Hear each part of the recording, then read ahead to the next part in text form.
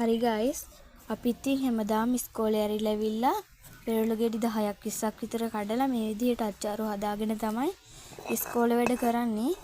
ඉතින් මේ අච්චාරු එක very sweet වගේම පොඩි ස්පයිසි ගතියකුත් දැනෙනවා. ඉතින් ඔයාලත් මේක try කරලා බලන්න. හරි ගයිස්, ඔයාලට සුබ දවසක්.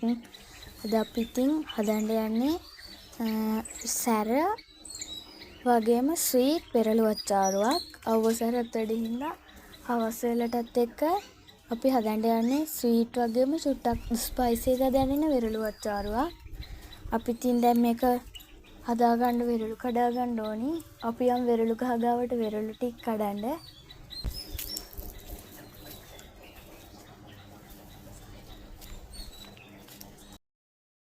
හරි ළමයි, අපිට ලීයක් නම් හම්බුණා. දැන් අපි වෙරළු ගහ ගාවටත් ඇවිල්ලා ඉන්නේ. වෙරළු කඩන්න යන්නේ. ඉතින් ඔයාලට පේන ඇති චුට්ටක් අඳුරුයි වගේ. දැන් නම් ගෙඩි ටික ටික වැටෙනවා. ඉතින් කැඩෙනවත් හොරයි. ඉතින් කොහොම හරි කඩා ගන්නවා.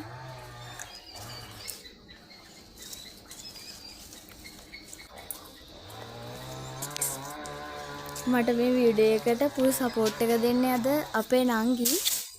හරි, ඉතින් කැඩෙන්නේ නැහැ වගේ ගහට නගින්න වෙයිද මන්දා. අපි ඉතින් ගහට නැගලා කඩමු. හරි ළමයි, අපි දැන් ගහට නැගලා ඉන්නේ. අපි දැන් ඉතින් වෙරළු ටික කඩමු. මේ පේනවා ඇති ඔයාලට. වෙරළු ගොඩාක් තියෙනවා. ඉතින් දැන් ඉතින් කඩන ගමන් තමයි තියෙන්නේ.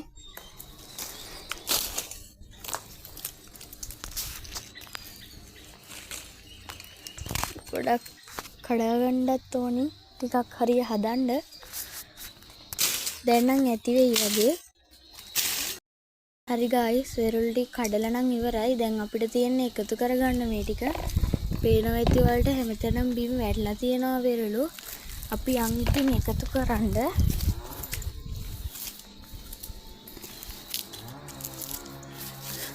හැමතැනම සීසී එකට කටුපාර වෙරළු වැටලා. ඉතින් දැන් එකතු කරලා හොද ගන්න ඕනේ.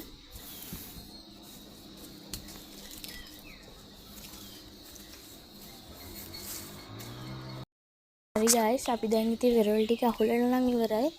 දැන් අපි හොදන්න තමයි යන්නේ. ඉතින් වෙරළු ටික මුලින්ම වතුර ටිකක් භාජනයට දාගන්න ඕනේ.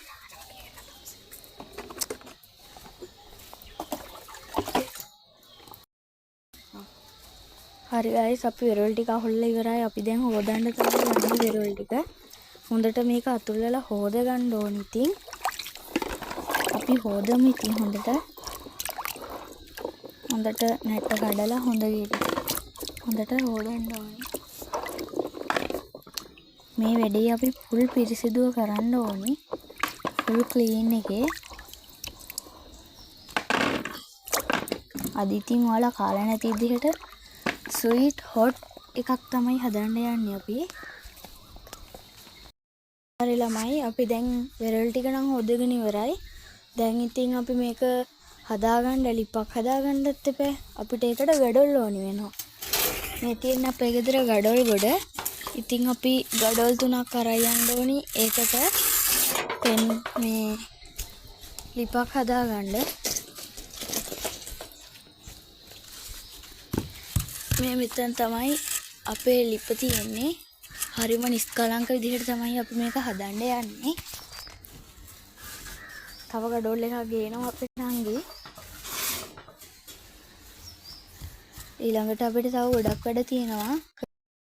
හරි ගයිස්, අපි ලිපක් නම් හැදුවා. දැන් අපි යන් දර ගේන්න දර ගොඩ ගාවට. ලිප උලවන්න දරත් එපා. මේ තියෙන්නේ අපේ දර ගොඩ. අපි ඉතින් දර ටිකක් අරන් යමු. අපේ නංගිත් මට මේ වැඩේට full support එක දීලා උදව් කරනවා. අපි යන් දර ටික අරගෙන ඉතින් ලිප ගාවට යන්න ඕනේ.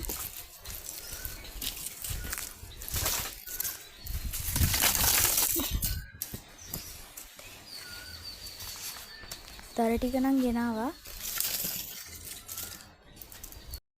දැන් අපි දර ටික දාලා ලිප පත්තු කරගමු.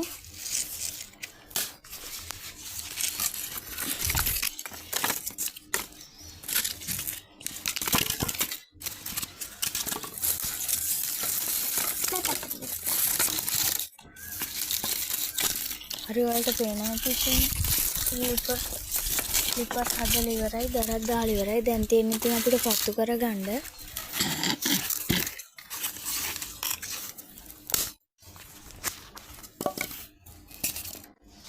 අපි දැන් ලිප පත්තු කරමු.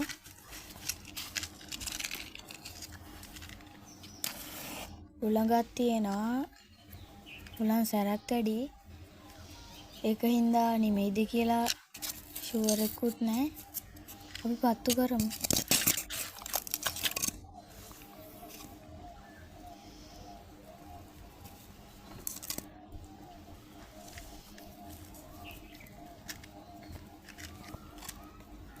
හරි ලිප නම් පත්තු කරා. දැන් ලිප පත්තු වෙනවා. හරි අපි දැන් ඉතින් දර ටික හොඳට ඇවිලෙනකන් යන් වෙලළු හදන් තියෙන බාජන් ටික හොදගන්න.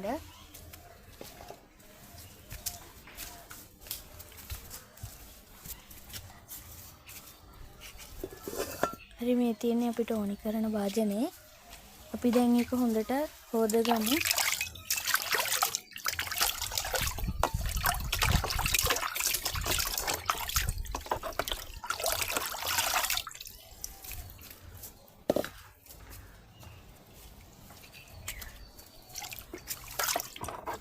හරි අපිට ඕනි කරන බඩු ටික නම් අපි ෆුල් ක්ලීන් කරගත්තා. හරි අපි දැන් වළඳ නම් සෝදගත්තා. දැන් අපි ඊළඟට වෙරොල් ටික ලිපේ තියන්න ඕනේ හින්දා තාච්චියට වතුර ඕන ප්‍රමාණය දාගෙන ලිපෙන් තියාගන්න ඕනේ. දැන් අපි යන් මේක ලිපේ තියාගන්න ලිප ගාවට.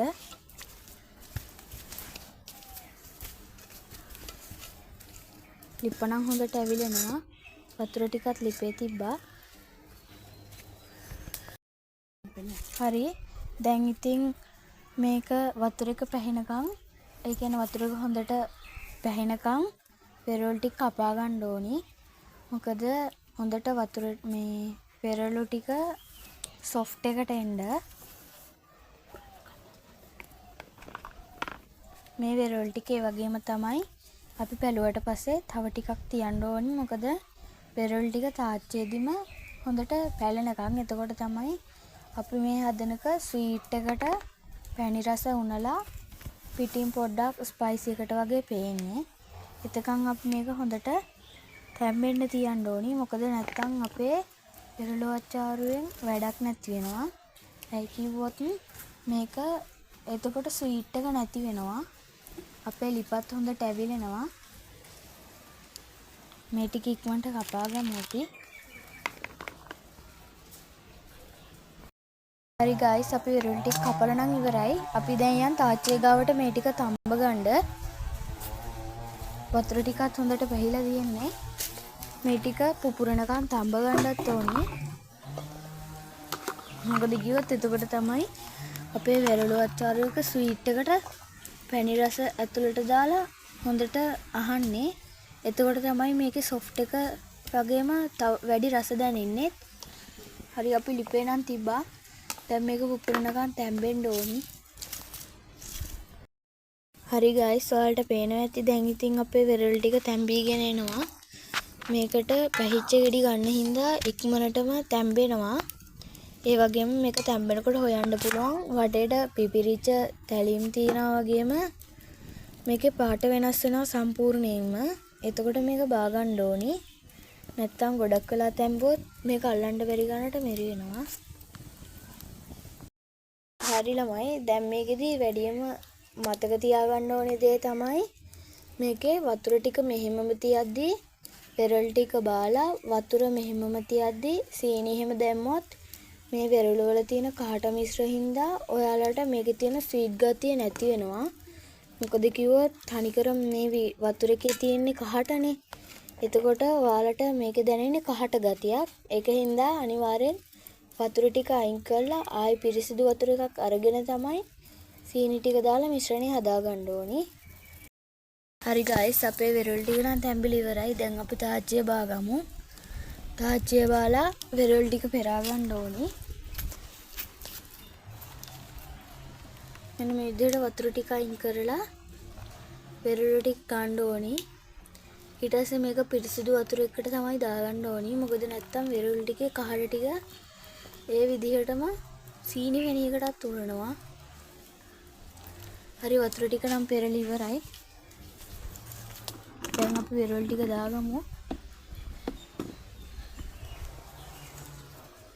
හරි ආයෙ තාච්චියේ ලිපෙන් තියාගන්න ඕනේ. හරි දැන් ඉතින් අපි මේකේ අවසාන හරියට වගේ ඇවිල්ලා තියෙන්නේ. දැන් අපි මේකට අවශ්‍ය මේක හදාගන්න යන්නේ වෙරළු අච්චාරුවට අවශ්‍ය මිශ්‍රණය.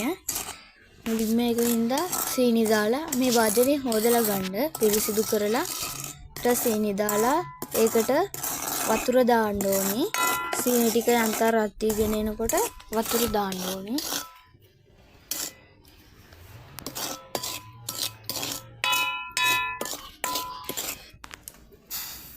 හරි වතුර ටිකක් දැම්ම අපි. ඊට පස්සේ මේක හොඳට පැණි වෙනකන් තියන්න ඕනි. කවලම් කරම ඉන්න ඕනි. මද වෙලාවක් මේ කවලම් කරන්න. ඊට පස්සේ ලුණු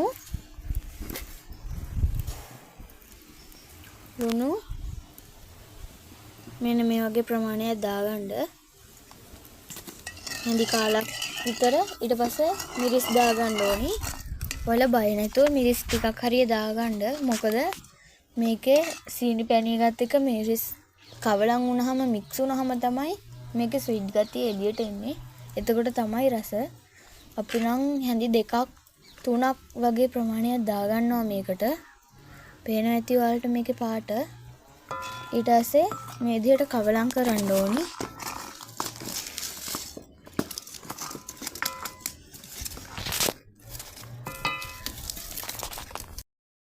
මේකේ මේ විදිහට අපේ මිශ්‍රණේ බුබුලු දාන්න ගන්න රත් කරගන්න ඕනි.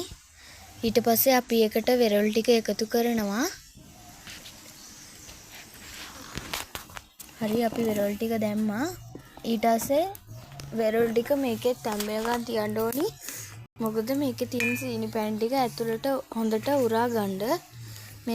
මේ විදිහට හොඳට කවලම් කරගන්න ඕනි. හැම පැත්තක්ම ගෑවෙන්න. වලට පේනවා ඇති. වෙරළු ටික පැහිලා හින්දා අපේ නම් ඔක්කොම හොඳට තැම්බිලා තියෙන්නේ. මේක ඔයාලට පැහිලාද කියලා තැම්බිලාද කියලා බලන්න ඕන නම් මේක පොඩි හැන්දකට අරන් පොඩි ඉරට කූරකින් අනගන්න. එතකොට මේක ඇතුළට යනවනම් තැම්බිලා තියෙන්නේ හොඳට. එතකොට ඔයාලා මේක බාගන්න ඕනි. හරි. මේක මෙහෙම බුබුලු දදා තිබිලා මේක හින්දෙනවා.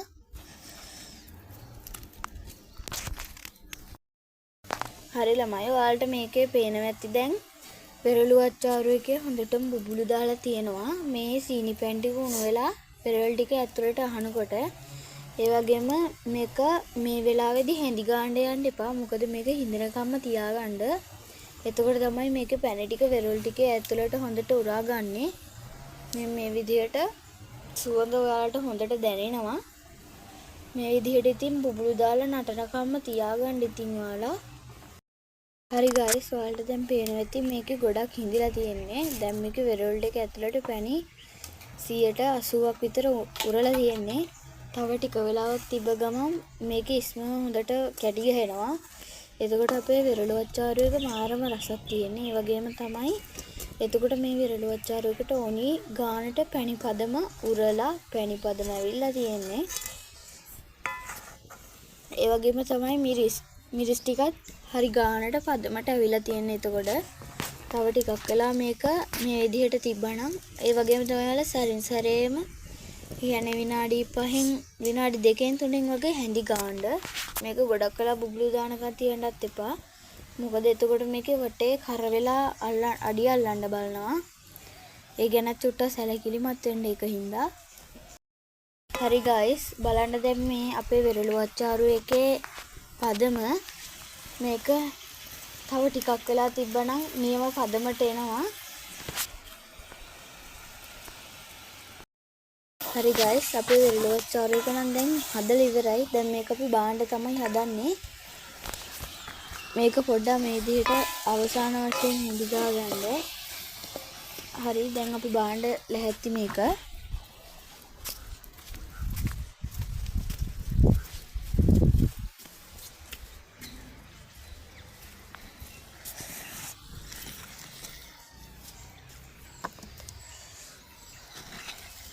හරි.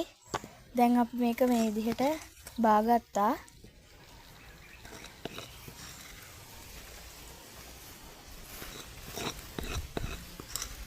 හරි. අපි ඉතින් අපේ වෙරළු අච්චාරු එක හදලා ඉවරයි. හරි guys. අපි ඉතින් හැමදාම ඉස්කෝලේ ඇරිලා ඇවිල්ලා වෙරළු ගෙඩි 10ක් 20ක් විතර කඩලා මේ විදිහට අච්චාරු හදාගෙන තමයි ඉස්කෝලේ වැඩ කරන්නේ. ඉතින් මේ අච්චාරු එක very sweet වගේම පොඩි ස්පයිසි ගතියකුත් දැනෙනවා. ඉතින් ඔයාලත් මේක try කරලා බලන්න. හරි guys, ඔයාලට ඉතින් මේක කන විදිහක් පෙන්වන්න වෙන්නේ නැහැ. මොකද මේක බාපු ගමන් නිසා රස්නිය වැඩි. ඉතින් ඔයාලා try කරලා ගෙදරදී නිවෙන්න තියලා කාලා බලන්න. ඇත්තටම මාර රස කෑමක්. අපි ඉතින් තවත් වීඩියෝ එකකින් තවත් දවසක හම්බ වෙනවා. සුබ දවසක් ඔයාලට.